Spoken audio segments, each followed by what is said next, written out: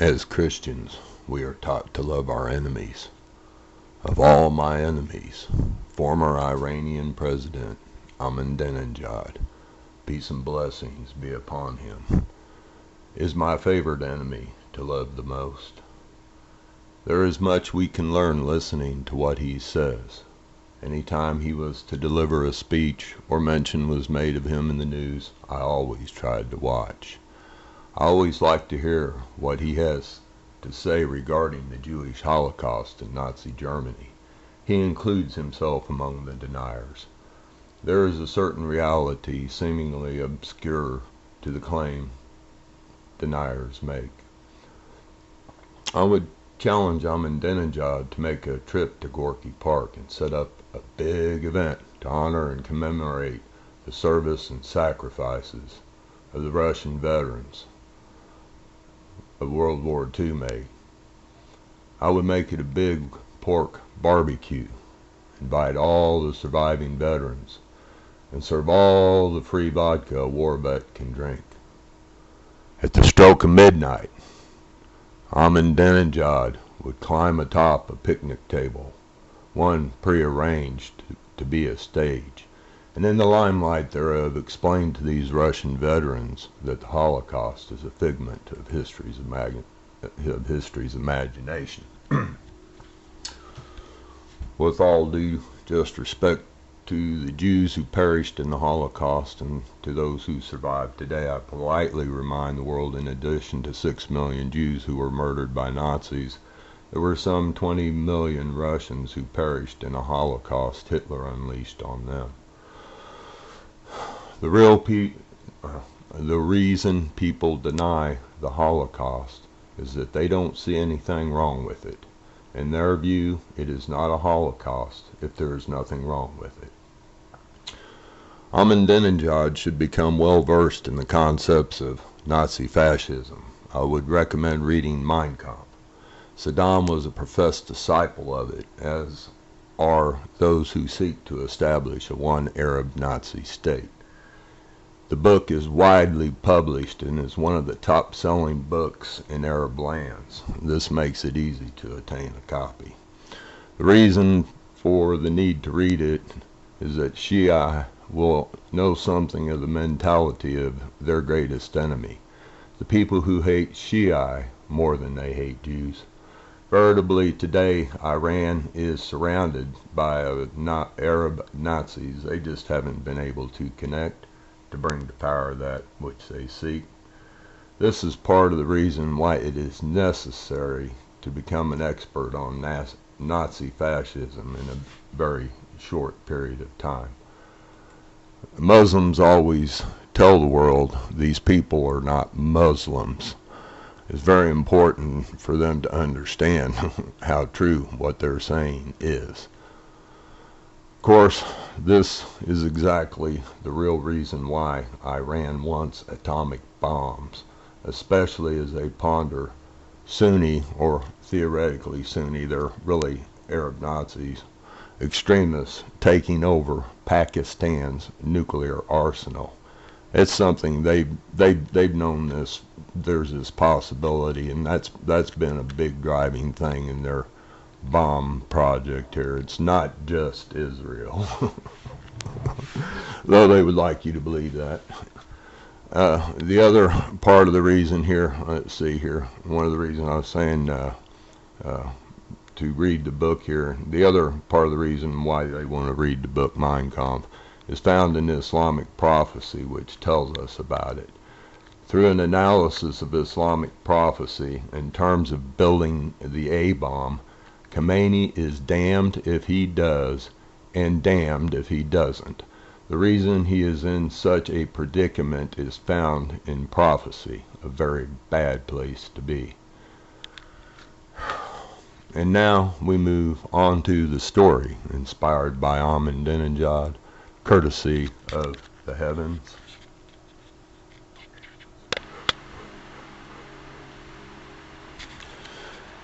And now we move on to tonight's story. It was inspired by Ahmadinejad and is brought to you in living color, courtesy of the heavens. One evening I saw a clip in the news in which Ahmadinejad was mentioning some material found in Revelations, specifically material in Revelation 17, verse 1 through 6. This chapter talks about Babylon the Great, which is followed by verses describing the meaning of the beast and harlot.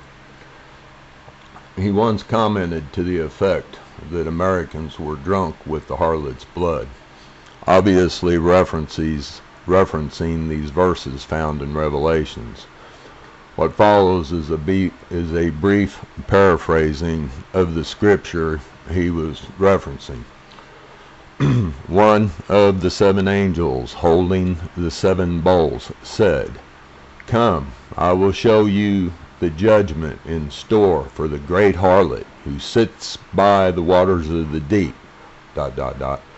In her hand she held a cup that was filled with the abominable and sordid deeds of her lewdness. On her forehead was written a symbolic name, Babylon the Great, mother of harlots and all the world's abominations. I saw the woman was drunk with the blood of God's holy ones and the blood of those martyred for their faith in Jesus." And then this is followed in Revelation 17, 7 through 18. These scriptures are titled, "The Meaning of the Beast and Harlot." I want to focus on the very last verse regarding the beast and the harlot. Revelations 17:18. "The woman you saw is the great city which has sovereignty over the kings of the earth." This closing verse is often attributed by many people to be describing America. It is very true, we have sovereignty over the kings of the earth. Another verse in the same set even states, "The waters on which you saw the harlot enthroned are large numbers of peoples and nations and tongues." It appears not only does the harlot have sovereignty over the kings of the earth, large numbers of people from many nations enthrone the harlot. Many people believe this verse is talking about America. I would not want to let you down. It most certainly is. The passage and meaning of the beast and the harlot are very critical to prophecy. There are some things to keep in mind analyzing the scripture. It tells us something of how we got there and what it actually means.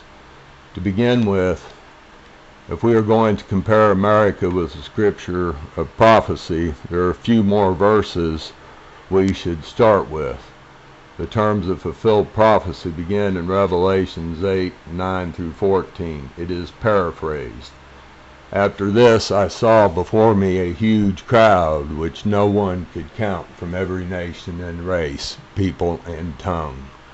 They stood before the throne and Jesus, dressed in long white robes and holding palm branches in their hands. All the angels who were standing around the throne and the elders and the 4 living creatures fell down before the throne to worship God. Then one of the elders asked me, 'Who are these people all dressed in white, and where have they came from?' I said to him, 'Sir, you should know better than I.' He then told me, 'These are the ones who have survived the great period of trial.'"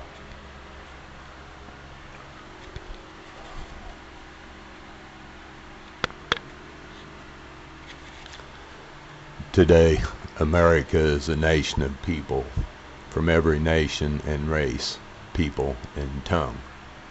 Not specifically mentioned in scripture above, but I also point out from every religion.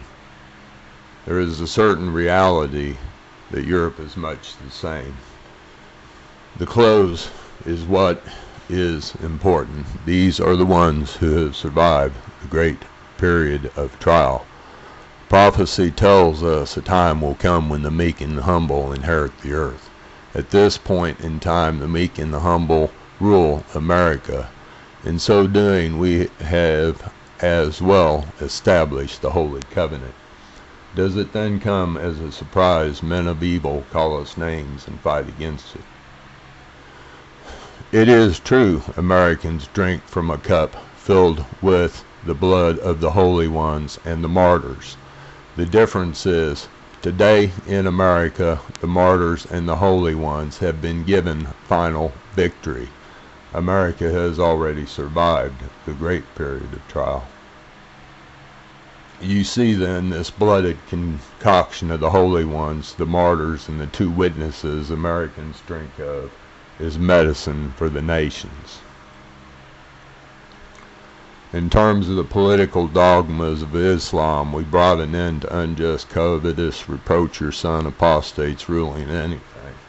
In terms of the prophecy found in Islam, the same thing is going to happen in Islam. Not because America is doing anything, but indeed prophecy is taking place. The barefoot and the desolate are becoming the chiefs of the people in fulfillment of the prophecy of Islam. This a precursor to the great event. Since Ahmadinejad brought the subject up, I need to fill people in on the rest of the story.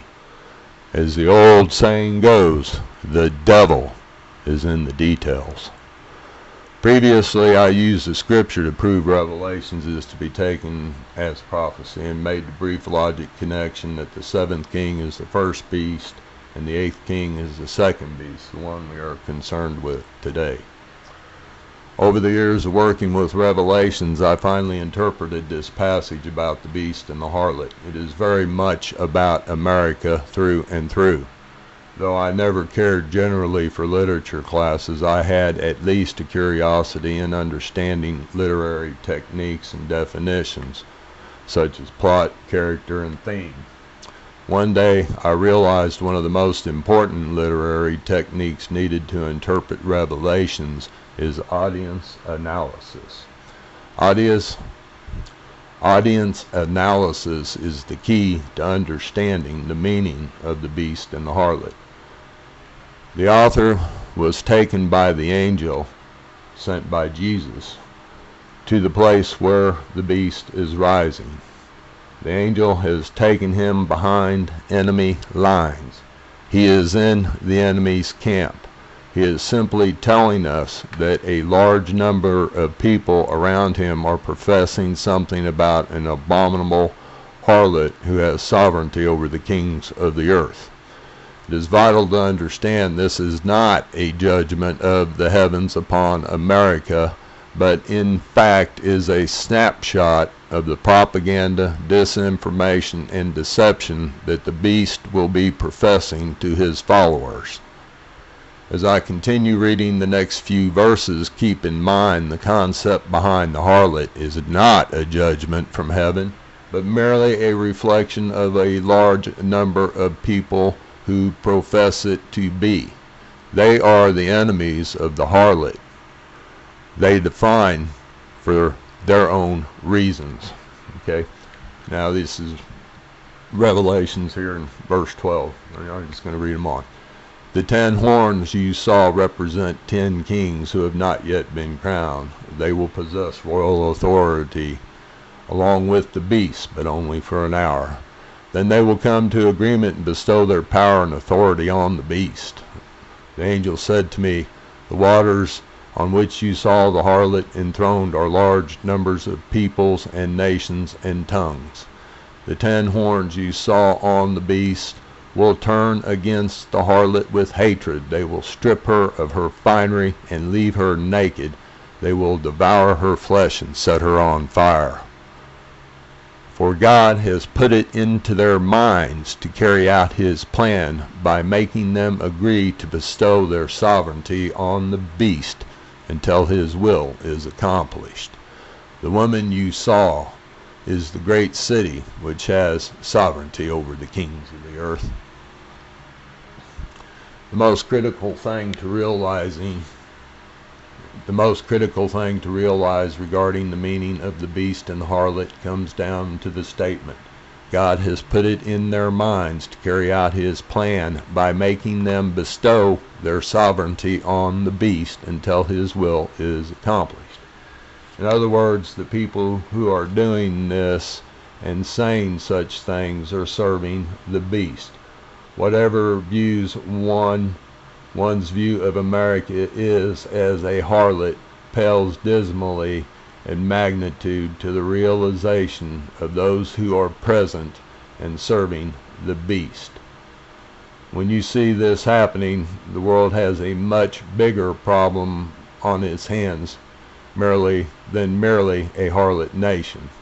This gets us into the Quran 2:30, which I'm not going to cover here. That is the meaning of the harlot and the beast. Another cardinal clue to add to the clue book: it is not a judgment but a portent. The time of the apocalypse is here. People are serving the beast. You can actually deduce, in fact, the so-called harlot is actually something of great good by realizing the war which is being waged against her is being waged by those who are following the beast. This passage must be interpreted as the beast calling the great city with sovereignty over the kings of the earth a harlot while he is attacking her. The followers of the beast are calling their enemies names. What else would we expect? It is not a judgment of a supposed harlot nation, but an expose of those following the beast. The prophetic spirit has set up a theatrical ploy which puts you in your enemy's camp, allows you to hear what he is saying about you, getting an over-his-shoulder view of the battle plan he is crafting, like a Hollywood movie. That's what makes Revelations one of the greatest works of espionage ever comprised, as it comes from the heavens. Whether or not you see the harlot as good or evil pales in comparison to the fact that the beast is the one attacking her. When the time comes, the world not only understands these passages, but at the same time witnesses the events thereof. Then the world will know the beast has been given authority to pass between the regions of the heaven and earth, and indeed is present for the appointed hour. For Muslims, this is the period of verse 230 in the Quran. Courtesy of the prophetic spirit found in the teaching of Allah's messenger, peace and blessings be upon him, we know the beast is an Arab. While I am thinking of it, another cardinal rule to remember: the beast is fighting against the Holy Covenant. It is his end, as it is an end for all like him. Prophecy tells us a time will come when the meek and the humble inherit the earth. At this point in time, the meek and the humble rule in America.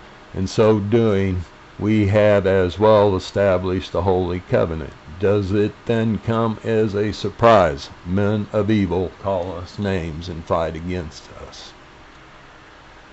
Islam makes mention of people who profess only a part of the book and obey only part of the book. Definably, they are apostates. Of course, when someone uses only a part of the book, they can get themselves into trouble. That's true with all Scripture. Scripture is given with that intent. In all fairness, Tom and Denenjod, he is not a Christian, so I do not hold him accountable for using only a part of the Christian book and only a part of one chapter. Revelations is perhaps the most difficult scripture to interpret in the Christian Bible. The Denenjod's brief statement about the cup filled with blood Americans drink of was an amazing statement for a neophyte. It fell a little short. something to be graded as D-. The completion was lacking. Powerful, powerful opening, pathetic short end. If it is any consolation, I truly believe Ahmadinejad had his heart in it. As we Christians say, bless him for trying anyway. And now you know the meaning of the beast and the harlot.